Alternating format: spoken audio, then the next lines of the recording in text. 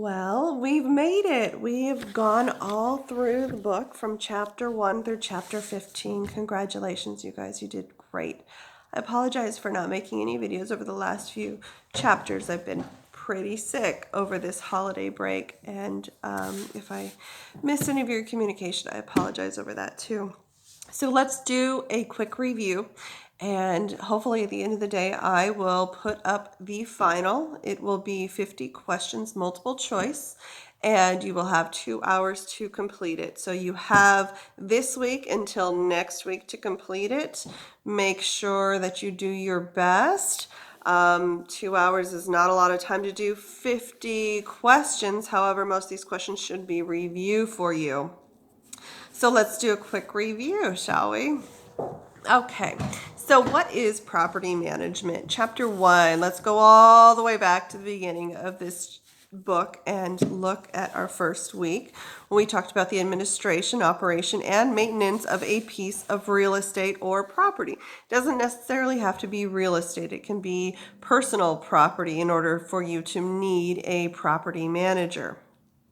There are 3 types of property managers. The first being the owner-investor, somebody who's doing personal investing for themselves or for family members for a personal gain. The second one would be an incidental or an interim property manager. And those are people who basically are a short-term manager, such as a bank when they foreclose on a property, or perhaps if you've inherited a property and you don't want to be an actual investor owner, you're only going to be a property manager for a short period of time. And then the last one would be institutional, and that would be real estate investment trust, a corporation, LLC, who does this for a living for the financial gain that you get in the form of real estate. What started property managers? Why do we have a need in this economy for property managers? Well, it started basically with the construction of high-rise buildings, that we need to find some way of managing these type of properties that are easily being built nowadays and that are really popular due to the construction and the steel high-rises that are going on. After that, there was a bunch of condominiums that were put in place because of these high-rise buildings. Then we had the stock market crash of 1929, which had a lot of foreclosure. So these banks needed somebody to manage these properties that they were acquiring at a very fast rate. And then after that, we had World War II and the baby boom, and we had a huge increase of building, not only of residential type properties, condominiums, but also shopping centers, malls. That was the beginning of the shopping mall, and strip malls as well, places that we needed to manage. So what is required in order for you to be a property management? Well, really, what you would need is just your real estate agent's license, which is pretty easy to get after you take your courses and you take your exam and you have your real estate license. If you are an owner, investor, an interim, it really isn't required because you're doing this for your own personal gain. What type of properties do property managers manage?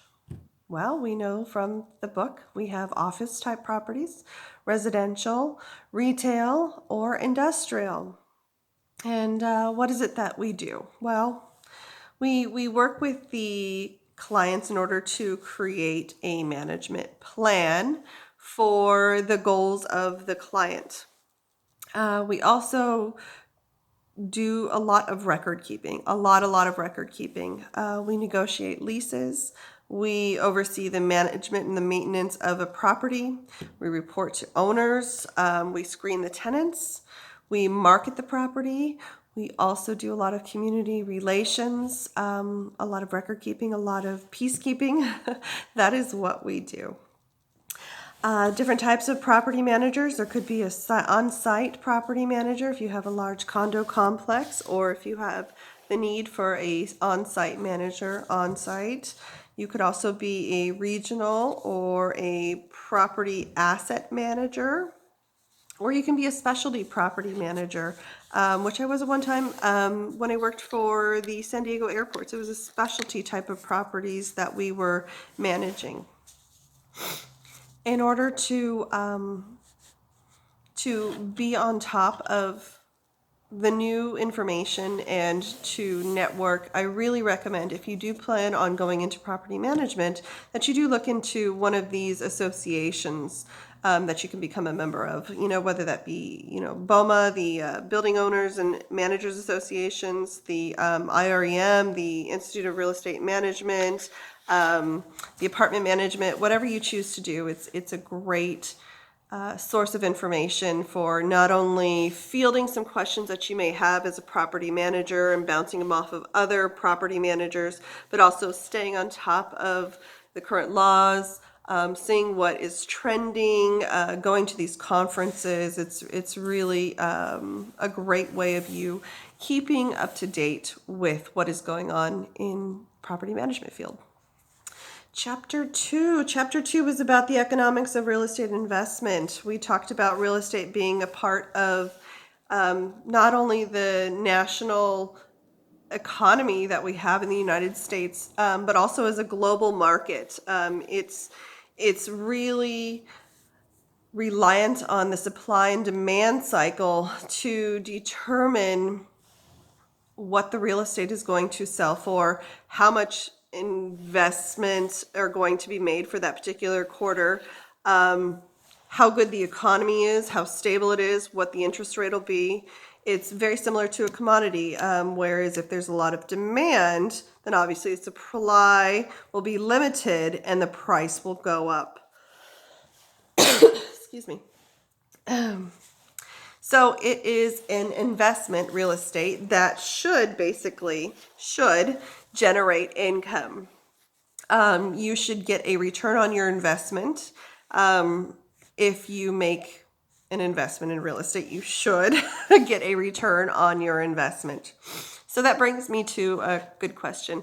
What is a good return? How do you know if you are making a good investment in real estate? And then we'll get to that a little bit more in detail when we get into how to purchase a piece of property in a later chapter. But what is a good return? So as a rule of thumb, what I like to do is to see what is it that you can currently get as a return on your investment outside of real estate. Let's say in the stock market. What is a good return on the stock market exchange right now?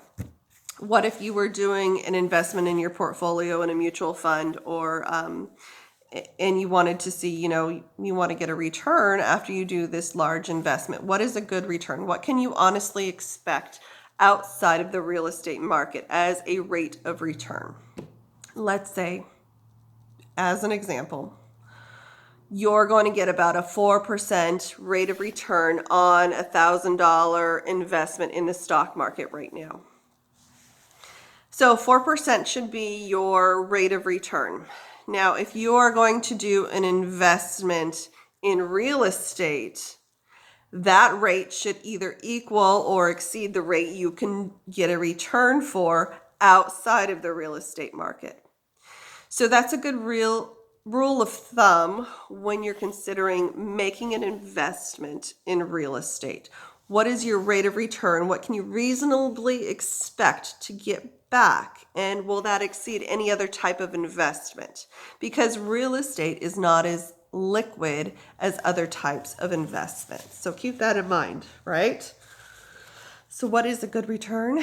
Anything better than what you can get outside of real estate. Appreciation. That's another reason why we invest in real estate, right? Not only are we going to hopefully get a return on our current investment by renting out that property as a property manager and managing it, but we also hope to get some form of appreciation down the line when we sell that property. We hope to get more than what we originally paid for it. So it's an increase in value over time. And after a set amount of time, as you as a property manager has determined you want to hold on to this piece of property, you should then get an additional appreciation value when you choose to sell that. Debt investment versus ownership investment. When we talk about debt investment, what we're doing is we are purchasing a piece of property from a bank standard with a mortgage, and in return, the bank is getting a rent basically from us. They're getting their interest rate that they're charging. So what is the current interest rates now? 3.5%, 4%, 4.5%, 5%. So that percentage you should definitely take into account on wanting to get that back, because you don't want to pay the bank based on that debt appreciation that you've invested. You want to get something more than that investment that you're paying to the bank themselves. That's their rate of return, not yours.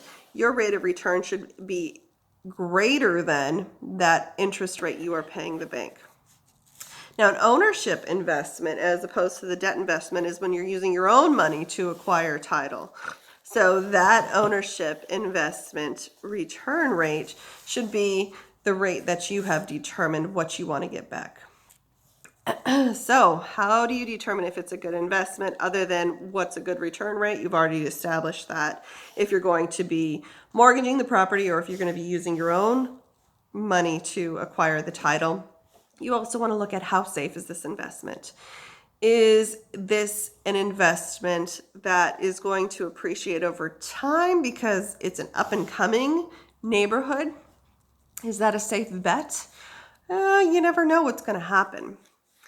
What about the yield? How much are you going to get back on this? Is this going to be a yield rate that you're going to get for 10 years, 12 years? Do you hope that your yield rate increases over time? And then lastly, how liquid is the investment? How long is it going to take you to sell this property eventually? Is it in a difficult area to sell? What is the normal turnaround time in that particular area? So that brings me to, how much are you going to pay for this property? So we all have learned what NOI is, right? It's a net operating income that you receive after you have paid all of your debts for operating this property. That net operating income should be your total rent for the full year. Then you're going to divide it by your capitalization rate, which is the rate you hope to get back on your investment. That should then equal the value of this property. So for example, if you have a net operating income, that's the income that you receive for all of these rental properties, or for this one property, that's the whole month, the whole 12 months that you get. Subtract any operating expenses from that. You then divide it by your capitalization rate, let's say 5%. That should then equal the value of this property. So the value is based on how much you should pay for the property. And hopefully a lot of smart investors are not necessarily totally relying on that capitalization rate to always equal your 5% return. So that value of the property should be higher than what you're going to pay for that property. I hope that makes sense. Keep in mind that the economics of real estate is a cycle, and that cycle changes over time, just like the economy goes ups and downs of the stock market. And what is those things that change that business cycle? Well, there's a lot of factors. It could be social, it could be political, it could be technological, demographic, government, population changes. So those are all changes that can affect the economy of real estate. Chapter 3, we talked about working with management clients. So the types of management clients, the first one would be a sole proprietorship, where you have an individual owner. 2 would be the business syndicate, either a corporation, LLP, LC, trust, joint ventures. Those are all corporations or companies that do this for a living. These are all people that you could basically work for as a property manager. And your duty as a property manager to these companies or this sole proprietorship would be a fiduciary duty. And a fiduciary duty is basically the duty that you have to act in the best standard that you can in a place of trust and confidence for your employer. And that should be disclosed in the management plan that you create together. It supports the client's goals, whether that be financial, whether that be long-term investment, whether it be a stable asset. It's your responsibility to collect the income, make the decisions on behalf of your client. You have to pay the expenses. You have to do all the financial reporting, manage staff and payroll, collect the tenants' contracts, complaints, any type of additional information you need from those clients or from those tenants. You have to update any defects and management issues that can occur over time. And you also have to, work on behalf of the tenants and work on behalf of the client. And that's basically the most difficult job you have as a property manager. And then lastly, with Chapter 3, we talked about the handover. When your contract is basically over with your client, all of that information is then handed over to the client or to the next property manager. Chapter 4, developing a management plan. Now, this chapter was very administrative through the entire book, because developing this management plan was basically the core of what you did for each type of property. It's your strategy for physically and financially managing a property to best achieve the client's goals. And the first step would be to put forth a proposal, right? When you are going to be employed by this client, you want to do your preliminary studies. And your preliminary studies and your proposal should be standard throughout the entire types of property that you could manage as a property manager. The first would be a regional analysis. You're going to look at the demographics. You're going to look at the information on population, census, economy, demographics, infrastructure. And you're going to have that all in there as a regional analysis. Then you're going to take that a step further and look a little closer into the neighborhood, and the neighborhood specifically for that property. What type of zoning, economic and social barriers, land use could be different from the zoning. Curb appeal, property types, what's the transportation for that specific community? Then you're going to go down a little further and look at the property itself. What is the physical analysis of the subject? Where is it located? How many number of units do you have? The lot size, the building style, the rentable space, expenses, income, and reserves that the property currently has. After that, you're going to look at a market analysis. You're going to look at comparables in the neighborhood. What can people that are potential renters also look at in addition to your property? Those sizes of those properties, location, vacancy, utilities, quality, condition of those comparables, and compare them against your property. And then you're going to do an analysis of alternatives, where you're going to figure out, well, hey, if I do any type of operational or physical changes to this building, will it improve the goals of my client?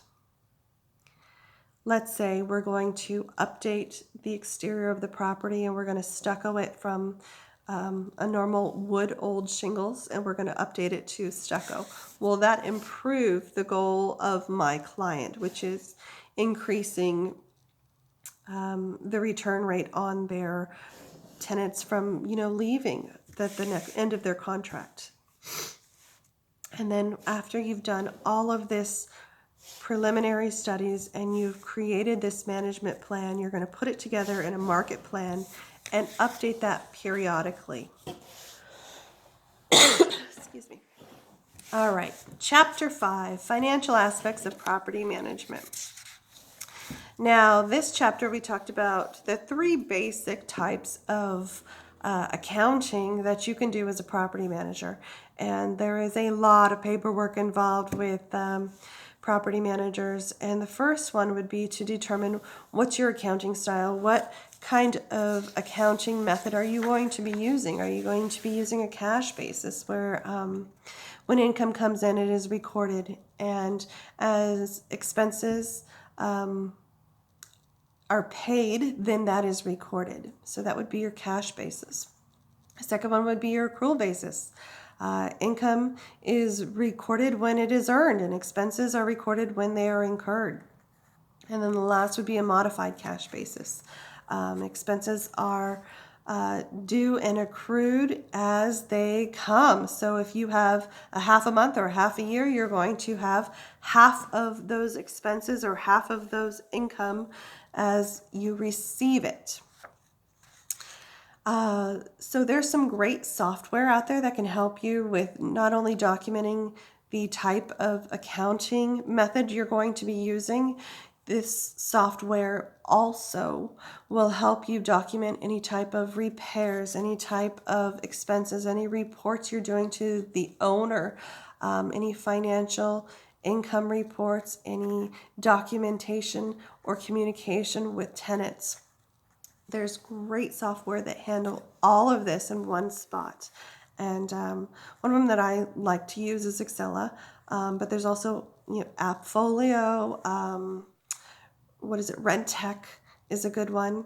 Asset management software is a good one. It's really called asset management software.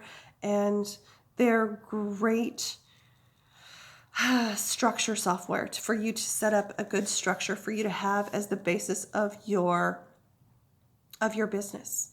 And not only does it help you manage your accounting and your trust funds and the expenses that you have paid, as well as the communications, it also allows you to do reports, and it creates reminders as you input them to say, hey, you need to go out there and check on this property. It's been 6 months and we haven't done an inspection.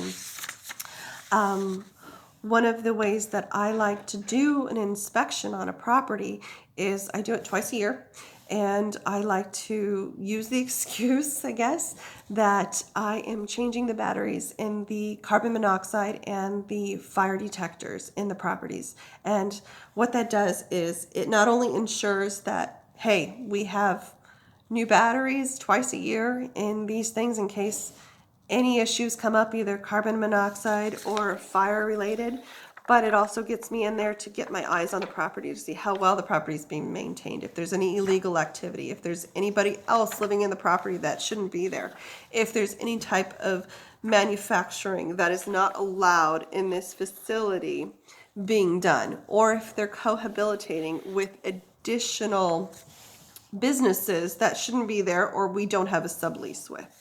So this is a great way for us to kind of get an eye on everything. Of course, you have to let the tenants know that you're going to be out there within, a 24-hour notice, and that gives them some time to either clean up or to stop the illegal activity. But hey, you're doing your best you can, right? And it gets you out there, and you also can see any deficiencies with the building and see if there's any updates that need to be done. Trust funds.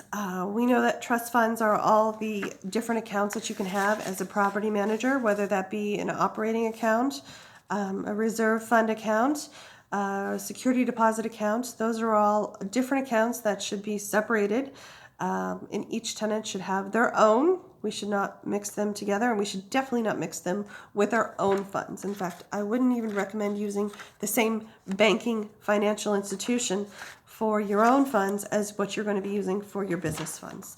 I know that makes it difficult sometimes because you have to sometimes go to different financial institutions. However, it just takes that problem out of the equation whatsoever. So this income on the financial aspects of property management, we talked about potential gross income. And when you have a multifamily apartment complex, let's say about 5 units. What you are looking at when you want to know the value of a property or your potential gross income is what is market value, regardless of the accounts that you have with current tenants. What is the market value that you can potentially rent out these 5 units times 12 months of the year will give you your potential gross income. This chapter also talked about depreciation, and we know with a residential property it's 27.5 years, and with non-residential it's 39 years that you can depreciate the property on a financial aspect of your tax return. There's also additional tax benefits you can have as a property manager. If you own the property, you can write off a lot of the mortgage interest. If you have a debt relationship with a mortgage interest, that can be written off, as well as some of the operating expenses and operational losses, and possibly income taxes up to a certain amount. They did put some terms on that this year that you can't write off a certain amount, but you can still write off some of it. NOI, we know, is the net operating income. And we talked about occupancy rates. What's the occupancy rate? What is a good occupancy rate right now? It's really, really low. We have a lot of properties that have 0 to 1% vacancy rate right now. Operating income, your operating income and your gross income are different because your gross income is your total income. Your net operating income has taken into account any expenses, whether that be fixed or variable. Chapter 6 was about marketing. This was the fun chapter, right? You get to promote and sell a product or service. So the big, idea with this chapter is to know the product and to know your customer or your consumer. And the 2 types of advertising, whether that be the traditional print ads, signage, classified ads, or the internet advertising on websites, property websites, social media, that kind of thing. And then this chapter also talked about the anti-discrimination laws under the Fair Housing Act, that it's illegal to discriminate or advertise based on certain race, color, national origin, religion, gender, disability, or familiar status. And this was our first introduction to an anti-discrimination law, which was very prevalent to the whole chapter. Chapter 7 was about leasing. This was a fun chapter. This was the meat and potatoes of the whole book, right? Is how to select tenants and the application process. The Fair Credit Reporting Act, we talked about that and how you would report income that is not collected due to unpaid rent. When you are leasing or advertising, you are going to be putting out that same application form for all of your potential clients in order to ensure that the full data is collected that you need, and to collect the same information and avoid discrimination from different tenants, that you have the same application and you're going through the same process of evaluating your tenant for each of these applications that you collect. Once you have your collected applications, you're going to investigate. And there's some great screening services that are really cheap and affordable that not only go through the legal and the personal rental history of the applicant, it also does a credit reporting investigation. It does an employment history. You can even do financial status and financial history, as well as any additional recorded documents that have been recorded against the individual. After you've collected that information, you're going to score the tenants on a basically a form that you have already goals in mind, that if their fair credit reporting score is between 600 to 700, you're going to give them 1 point. If it's between 700 to 800, you're going to give them 2 points, etc. So you should have these goals and these points already written in your standards on how you're determining and scoring your tenants. And you're going to notify and retain in your records for how long? 5 years. Your lease provisions. Now, when you finally select your tenant who has the highest score, your lease provisions should always include the description of the property, the rental term, that means, if it's month to month, if it's 1 year, 2 years, the date of possession, how much the rent's going to be, how much security deposit is going to be, how the maintenance of the property is going to be maintained, if you're going to have regular maintenance or if they're going to provide the regular maintenance. What are the rules, and then what are the options for renewal?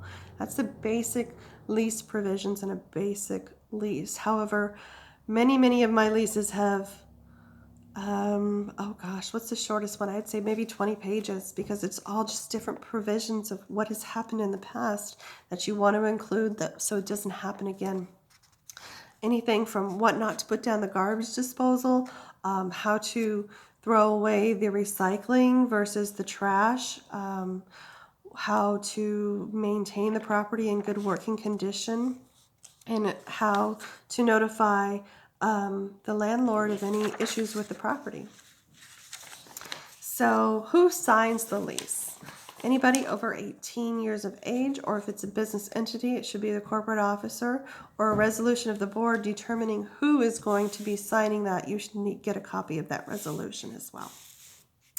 So that was a big chapter, Chapter 7. Chapter 8 was working with tenants on how to create a good bond with them, through the walkthrough, an inspection, providing them with an explanation on tenant rules, any tenant gifts if you choose to do so, and how to respond to complaints quickly. Also, it should include, you should always describe, late notices if you're going to be charging just a flat fee. If you're going to be charging a flat fee with a additional fee for every additional time frame where the rent is late, a daily fee, or a flat fee with a daily fee. It should also be disclosed in your lease. The rent roll. Rent roll is really important, especially when you're doing an income approach. It just establishes who is occupying your properties and how much they pay. If there is a breach of the lease, it should also be described in the lease that, hey, if you fail to pay rent, if you fail to maintain the property, if you break the rules, that's really a material breach of the property, and that's subject to termination. And that's done through the eviction process. And the eviction process, also called the unlawful detainer process, is basically 3 steps. However, it can last up to, the longest one, 6 months. To actually evict somebody can last months. The first is the notice to cure or quit. That's the notice that you file, also known as a 3-day notice that you're going to provide the tenant, as well as you're going to file in court that, hey, there's been this issue. Either they haven't paid rent, they haven't maintained the property, or they broke the rules, or they're doing some type of illegal activity. Then you're going to file the unlawful